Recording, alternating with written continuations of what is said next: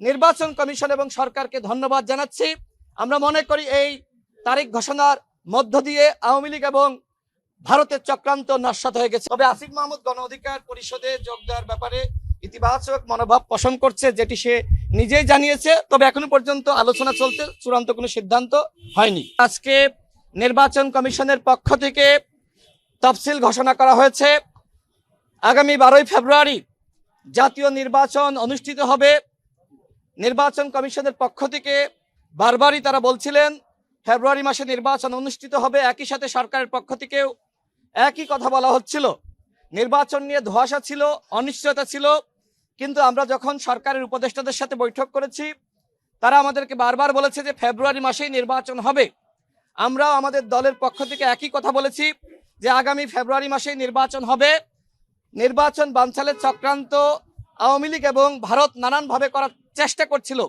কিন্তু যেহেতু আমরা রাজনৈতিক দলগুলো নির্বাচনমুখী ছিলাম এবং নির্বাচনের তারিখ ঘোষণার ব্যাপারে বারবার সরকারের উপরে, নির্বাচন কমিশনের উপরে আমাদের ধারাবাহিক চাপ ছিল। যাই হোক, আজকে নির্বাচন কমিশন নির্বাচনের তারিখ ঘোষণা করেছে। আমরা অন্তর্বর্তীকালীন সরকার এবং নির্বাচন কমিশনকে ধন্যবাদ জানাচ্ছি।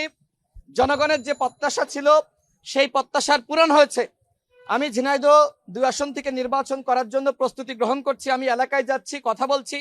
মানুষের মনের মধ্যে এক ধরনের প্রশ্ন ছিল যে ফেব্রুয়ারি মাসে নির্বাচন হবে কিনা। আমাকে অনেকে প্রশ্ন করেছে। তবে আজকে নির্বাচন কমিশন যেভাবে সাহসিকতার সহিত তারিখ ঘোষণা করেছে, যেভাবে সরকার নির্বাচনের তারিখ গঠনের ব্যাপারে তারাও যেভাবে আসলে নির্বাচন কমিশনকে সহযোগিতা করেছে, আমরা নির্বাচন কমিশন এবং সরকারকে ধন্যবাদ জানাচ্ছি। আমরা মনে করি এই তারিখ ঘোষণার মধ্য দিয়ে আওয়ামী লীগ এবং ভারতের চক্রান্ত নস্যাৎ হয়ে গেছেন। সামাজিক যোগাযোগ মাধ্যমে অনেক তথ্য ছড়িয়ে পড়ছে, আমি নিজেও দেখেছি। আমি নিজেও আসলে এই বিষয়গুলো নিয়ে অত্যন্ত বিব্রত। যেটি আপনি বলছেন যে আমি বিএনপিতে যোগদান করছি, এই ধরনের কোনো আলোচনা হয়নি। তবে সাবেক উপদেষ্টা আসিফ মাহমুদ, তার সাথে আমাদের গত পরশুদিন রাতে তার বাসভবনে বৈঠক হয়েছে।